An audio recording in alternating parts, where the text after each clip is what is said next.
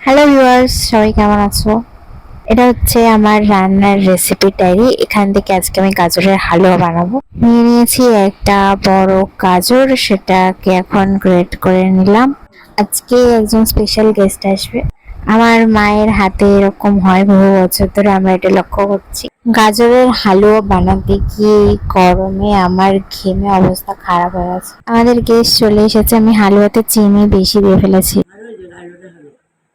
বাবা এগরোল এনে দিল আর ফ্রিজে স্প্রাইট ছিল। আমাদের এখানে একটা দোকান আছে, সেখানে এগরোলটা খুব ভালো বানায়।